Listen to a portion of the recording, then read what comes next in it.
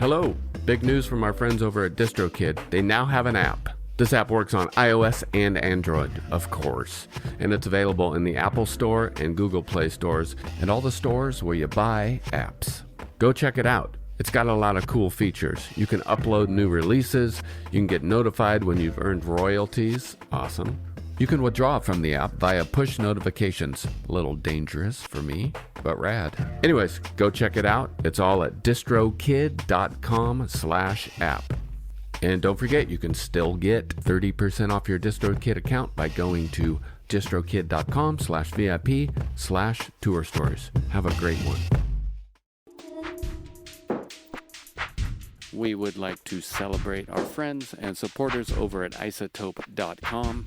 Fine makers of audio software for repair, mixing, and mastering. You know their goods: RX10, Neutron 4, Ozone 11, Nectar 4. Chris and I love them, we use them, and we know you'll love them too. And right now they're having a New Year's sale on many of their software bundles. Go to isotope.com and check it all out. And use code RUIN10 when you check out to get your discount. Again, it's izotope.com. And enjoy. We are recording now, according to this. Hi, Greg. How are you? It's all right. My mouth was full. That's okay. I'm going to fill my mouth with coffee. I like your Shins cup. Is that what that said? Yeah, actually. We have a I saw it. I saw the INS. After I saw the Shins for the very first time live, it was at, some All Tomorrow's parties in Minehead or something. Yeah, in England. I saw them play, and it was so beautiful and inspiring to me that I immediately, when I should have been on my way to whatever the next, incredibly hip band was on the next stage, I instead ran back to my chalet, they called them. That's right. Chalet just means a tiny, falling apart dormitory room, and immediately wrote a song that ended up being, it's called Running Thoughts. It's on our record, The Runners 4. I think it's track 2. I know that song. Really? Or maybe it's track 3. I think it's track 3. Yeah, that melody. I wrote that melody after hearing the Shins because I was like, this person writes the best melodies ever. And I want to write the second best melody ever. I think you did. Thanks. You guys should try to do a duet. Okay. Sign me up. Where are you? A little place we call Mount Washington, Los Angeles. Oh, I didn't know and that. I will say, I moved to Los Angeles maybe 2 years ago, 2.5 years ago, something like that. And I've really loved it a lot. And when lockdown hit, I mean, as we all remember, it was very sudden. And it was kind of like do or die. Do I move in with my partner or not? Because if I don't, I might not see them for who knows how long. Right. And if I do, we might be at each other's throats, after a few weeks. And we'd only been dating. I mean, we, and for a few months, and we had not tried living together or much of anything resembling living together. And so it was a big decision, but we're both like, we're going to do it. And so we did it. And it has gone really well. But the reality is, it's like, you just don't know how you're going to perform under pressure until the actual pressure hits. You can imagine anything you want. And I think it's been a neat chance to, discover something that each of us is made of that we might not have otherwise discovered. That's nice. I have a friend who did the opposite. They made the decision not to move in with each other, and it's up in the air now. Really ambiguous because They don't know when they'll see each other again. They don't know what this all means, etc. Two things I'll say about Mount Washington. One, 5 days ago, July 4th, looking out over miles and miles of Los Angeles, I was treated not to, a good 15 minutes of like seeing some fireworks show off in the distance. It started well before the sunset and ended. Mm-hmm. I gave up at 3 a.m. and went to sleep. And it was like grand finale level, as far as the eye could see, in every direction, nonstop for all of those hours. So loud. And I mean, you're a drummer. It's like, some people hate that sound and some people love that sound. And for better or worse, I fall into the latter category. I thought that it was possible that we were going to see less fireworks this year. Oh, my God. There was a sentiment floating around of maybe 4th of July isn't for everyone. And maybe it doesn't mean freedom after all. Maybe let's not celebrate this year. And I assumed, hey, it's possible maybe there'll be less fireworks this year. Right. And from what I hear and from what I saw, it seems like there were more than ever. There were more than ever, and it did not feel patriotic because they were illegal. Yeah. At least here they were illegal. And it's like, since, day one of Black Lives Matter protesting, that there has been this, my interpretation maybe, has been that there's been this, among the many, many, many things that are happening in that narrative and in this, like, awakening, among them is this thing of realizing that you really can wear down the police and you can wear down the government. You can wear down politicians. And many, if not all, of the ways that we've been taught were the proper channels and, correct decorum ways to wear them down. Here in LA, it's like,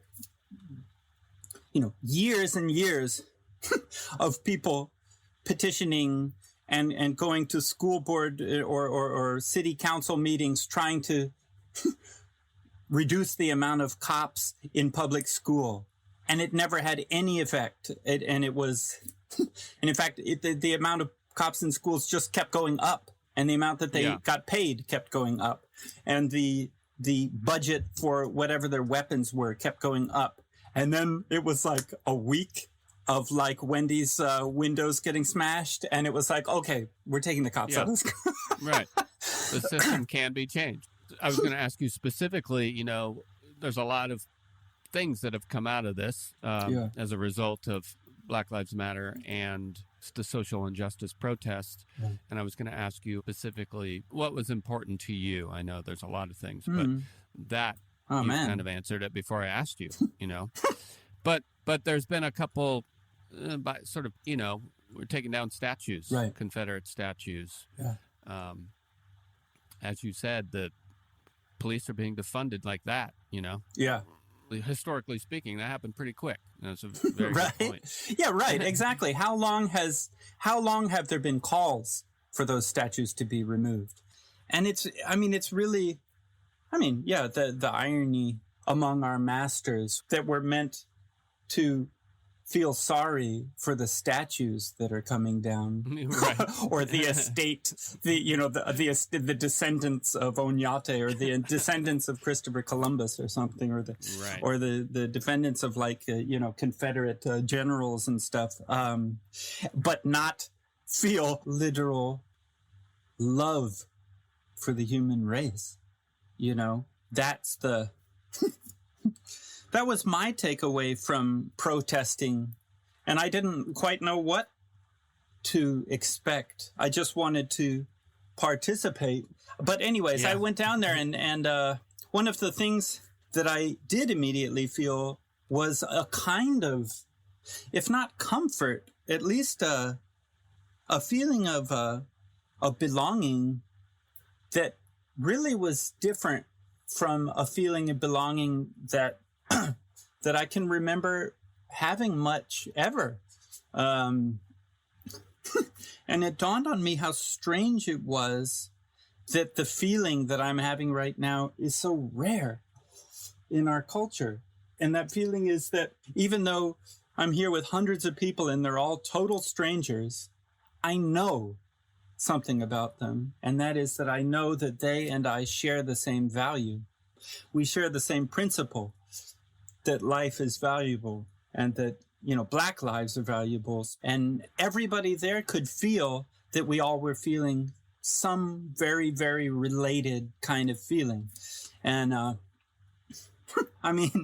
2 different police cars were torched right in front of me. It was really, it was definitely not without the fear element coming from the police. Both police cars, I feel very sure, were planted as bait because they were kind of like crusty old, kind of crappy looking police cars that you could, and then they were unattended and placed right in the path of the march. So that, as a kind of bait for people to start throwing stuff at it and maybe set it on fire. And that happened twice.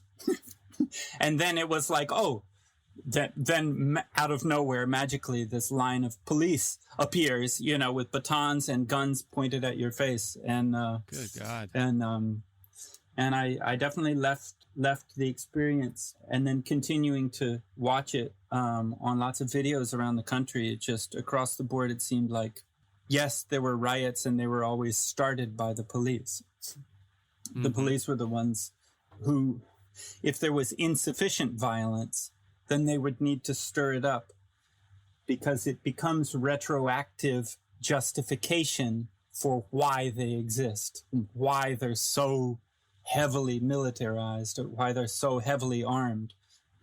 It's the bully's strategy. It's like keep bugging your victim until they finally give even the tiniest expression that they're fighting back.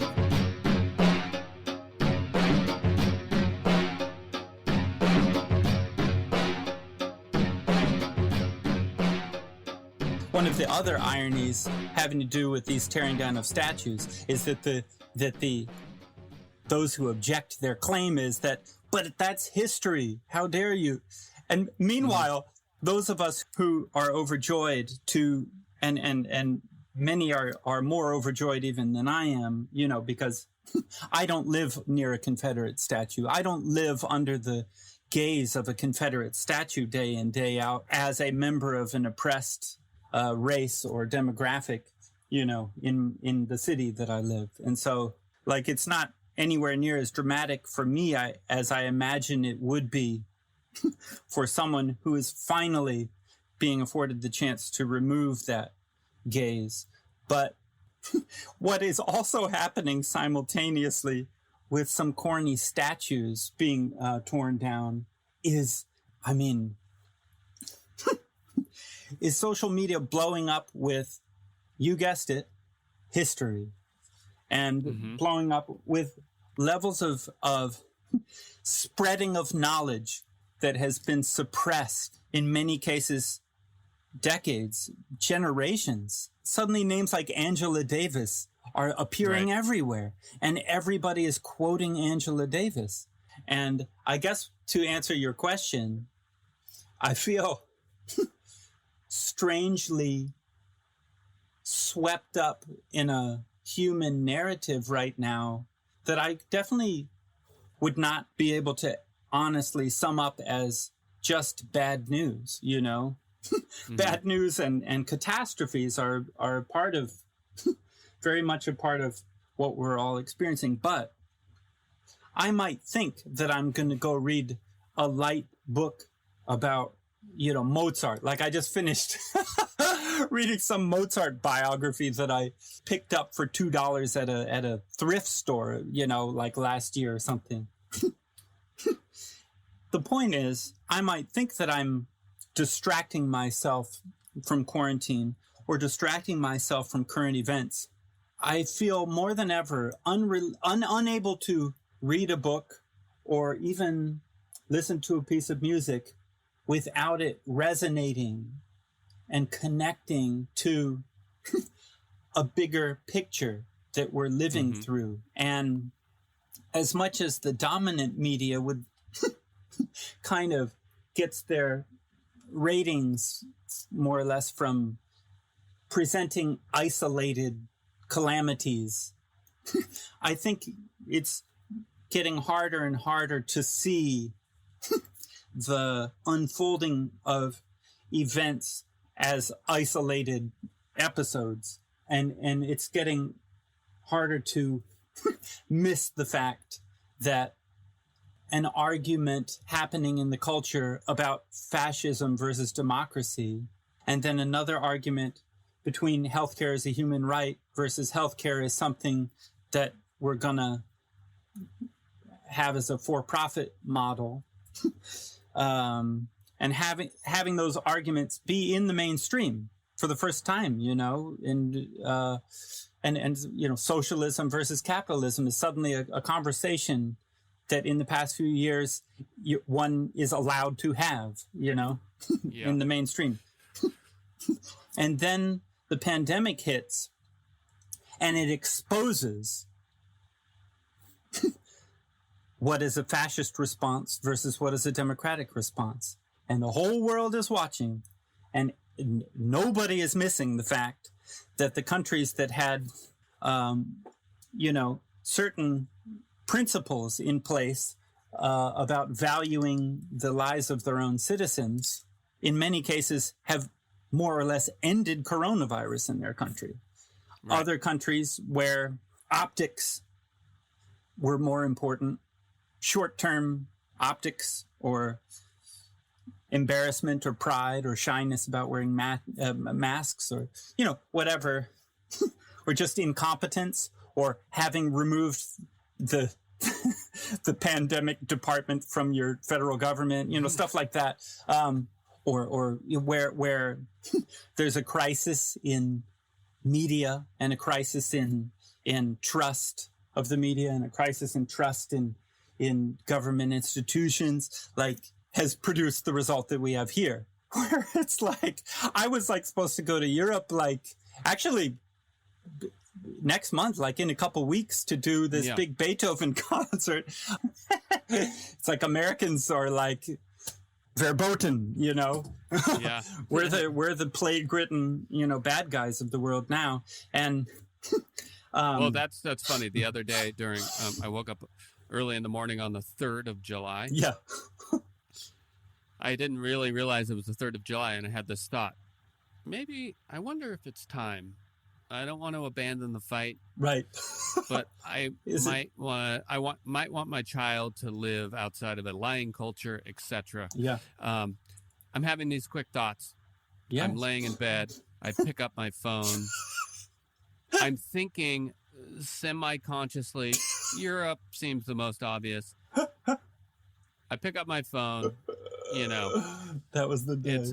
The thought is, okay, yeah, maybe Europe. I wonder what country. I have a couple friends in Holland, blah, blah, blah. And then I pick up the phone and immediately see a piece of news that's like, oh, right, Americans can't go to Europe right now. Then I start getting desperate. And this is all within my mind in about, 2 minutes. Right. And I start going, okay, England. I actually look it up. It's like, okay, Americans can currently go to England. They just have to quarantine for 2 weeks. Exactly. Piece of cake. And then again, I'm having this mild panic in my own head, and I'm like, tomorrow, I'm going to move tomorrow. Then I realize it is moving to the UK on the 4th of July is a big fuck you to America. But I had serious thought for a little bit. These are the thoughts. I mean, particularly for someone like you and me who has traveled a lot and seen the world and like, oh, this place isn't so bad, Yeah, I mean, actually, this country over here, like healthcare, sure would be neat. And you were mentioning your kid. It's like, oh, well, I could move. My partner could get maternity leave for like 6 months, a year, 2 years, and it paid, and like a civilized country, exactly. And I mean, going on tour in a rock band has been my education about planet Earth to such a degree. I was never a kid who had like a travel bug or anything, and I never thought I was going to be someone who traveled the world, but it just happened because of Deerhoof. And like, I mean, one thing that you and I have to admit to ourselves is that we do have a kind of a great advantage that the average tourist might not have, which is a lot of the people we're meeting are at our own concert. That's right. They already like you, and they already have a reason that they want to be your friend. So it maybe it's not as difficult as it would otherwise be, but that's true. And also for me, I think traveling and having a job, you know, there's something about it versus being a tourist, which I haven't been much of a tourist in the last 25 years. Not at all. I love traveling and I've seen a lot of things, but when I have been a tourist, it's a little stressful. Oh, yeah. You know? No, exactly. What do I do? Yeah. No sound check? Wait, I got to go see the Eiffel Tower? I just want to go see the inside of this dark rock club that looks the same as what it looks like in Seattle. You know? Yeah. It's a really funny life. And I have to say, as much as like, you know, I've gotten very used to it over the years. Boy, I mean, I forget which city I'm supposed to be in today. Probably Seattle. Like, we had June, July, August, September, October X'd off the calendar for tour. Future Teenage Cave Artists tour. You know, our most recent album. And it's like, I found myself starting to appreciate touring on levels that I think I hadn't. It's not just that I miss playing. It's not just that I miss my friends, my bandmates, you know. It's not just that I miss the feeling of moving and being in new places every day. Yeah. It's like, because I haven't stopped trying to make music, but when you're making music only by yourself, not just as like a solo musician, but literally by yourself. I've got my partner and 2 roommates to interact with for 4 months now. And when you're seeing people and you're on tour, a lot of what happens is random, unforeseeable. Just you get into weird conversations that all somehow connect to each other.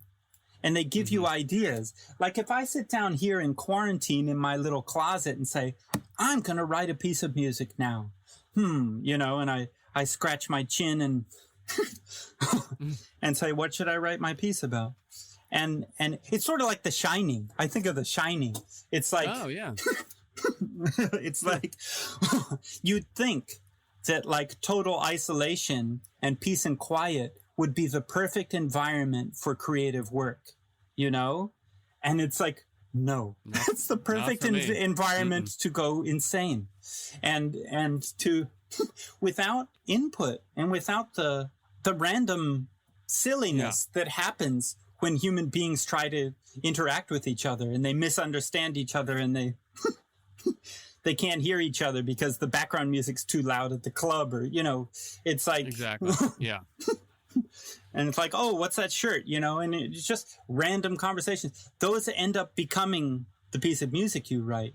And when you don't have it, your piece just becomes all work and no play, you know, makes Jack a dull boy. You know, it's empty.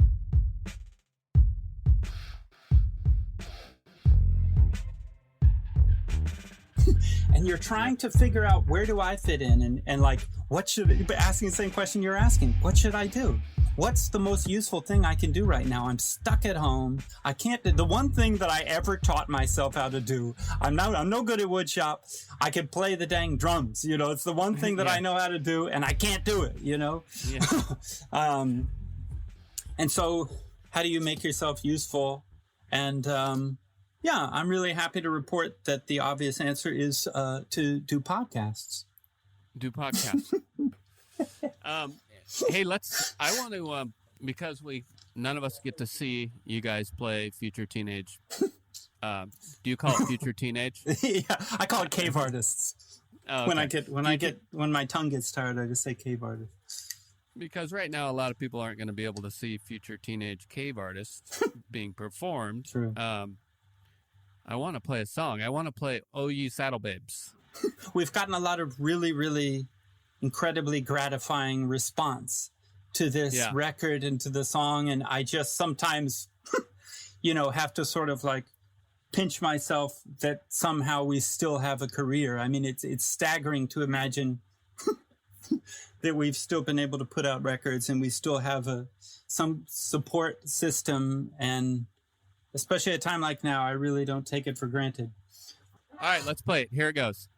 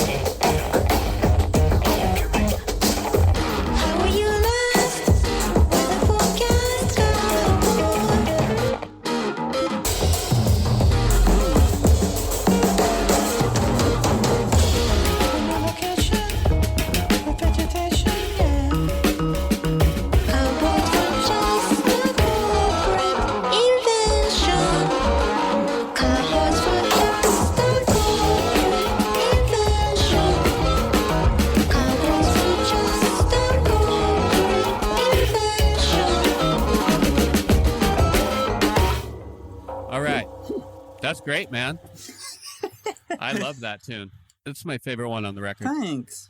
One thing I really want to talk about is, even though the people on the listening to the podcast are not seeing what we're seeing, I'm seeing video of you, and your hair is really short, and I'm wondering when or where you got a haircut, because mine is getting so long, and I'm feeling self-conscious, like I'm always brushing it out of my eyes and stuff, and I'm trying to figure out...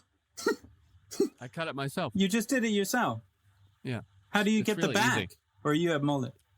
Enough passes and you can get it. You do it with the razor, the shaver. Yeah. With the attachment. Yes. Anyways, I'm really happy you like that song. Thanks for playing it. Yeah. I love it. That song actually, it's funny because part of that song was to illustrate the story. I made up those lyrics thinking of the story that I was telling earlier that Ed tells sometimes about how, every Marlboro man, self-styled, self-appointed Marlboro man thinks he's going to be some cowboy, thinks he's going to be some hero in a pinch, and, we're in a pinch. We've got various pinches right now. The species is in great danger of being terminated by multiple possible things, including nuclear warfare, including, pandemics, and including climate change, or including just, people not being able to feed themselves or find water, and the wealth being so hoarded by a few that no one else can survive.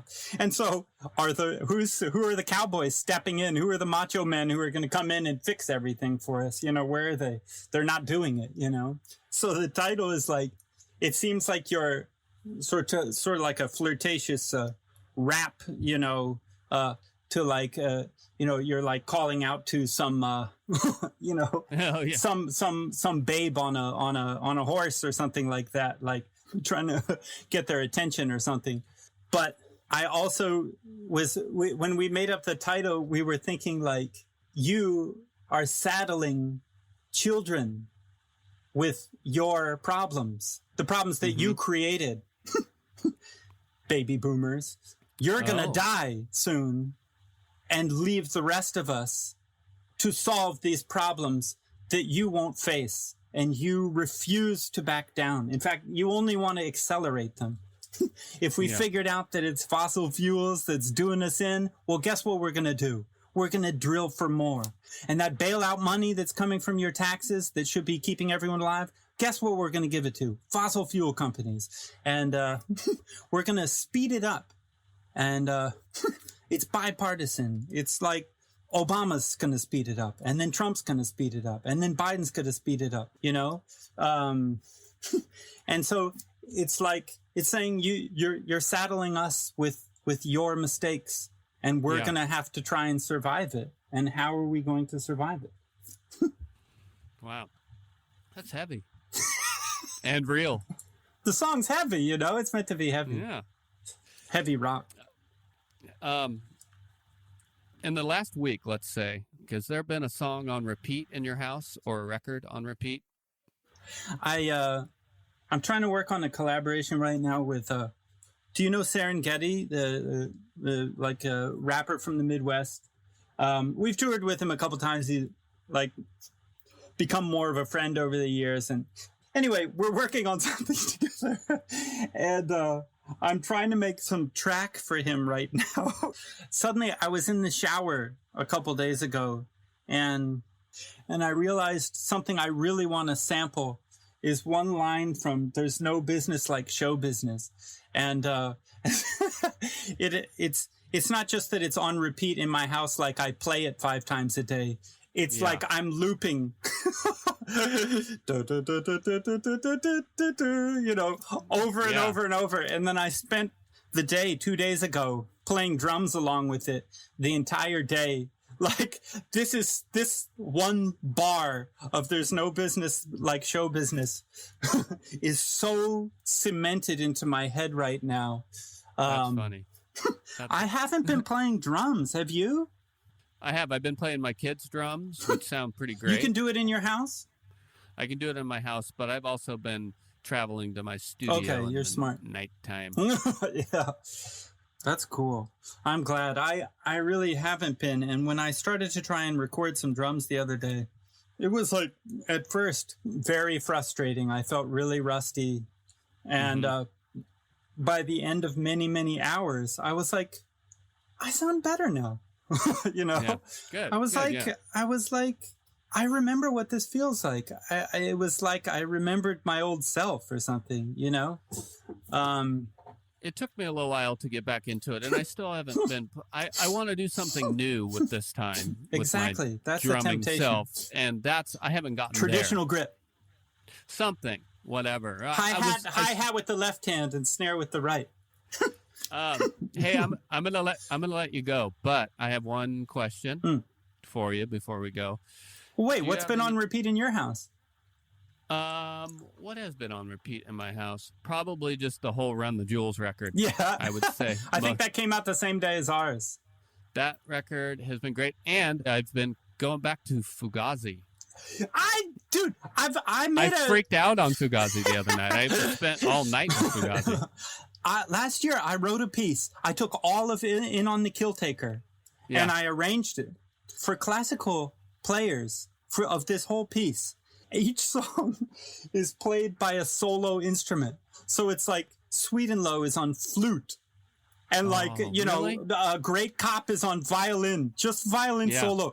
And it came out on a record in England, maybe late last year.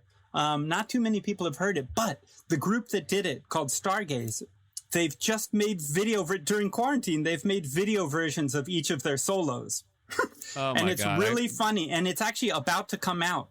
I don't have a date for it yet, but sometime in the next month, I think, the Stargaze / Greg Saunier version of In on the Kill Taker by Fugazi is going to be coming out in this really funny series of videos. That's really funny. I can't wait. Yeah. Wait, so what was the last question? So my last question is, short of advice, but it can be advice. What would you recommend for people to get through their day right now? Or what do you do to get through your day? It is really hard to one thing I think this has done is shown that everybody's different. Everybody's got different coping mechanisms. Mine has been to go frantic with work. And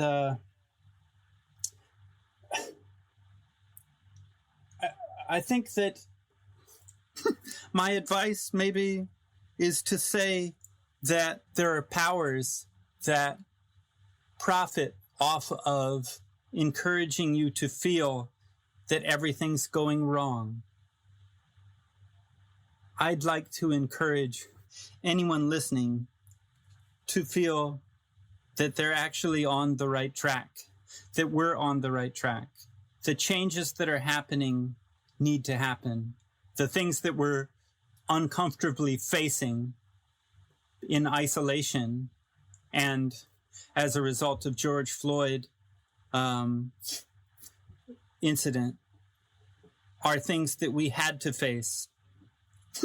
And the way that we're looking at ourselves and the way that we're looking at who the real heroes in our culture are and always have been, and who are the elements who've always been painted as heroes but are actually useless.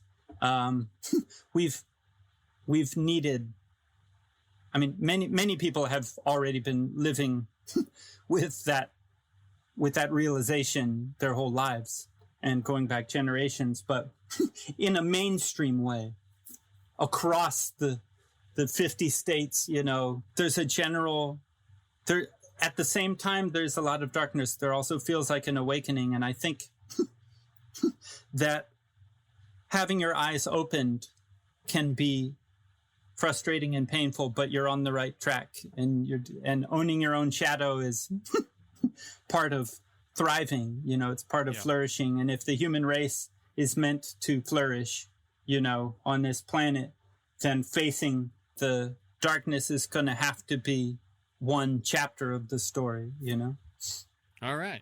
Well, hey, man. That and listen to Fugazi. Run the Jewels. Well, thanks for your time. Thank you, Joe. Thanks so much for chatting and wanting to get in touch. Yeah, you too.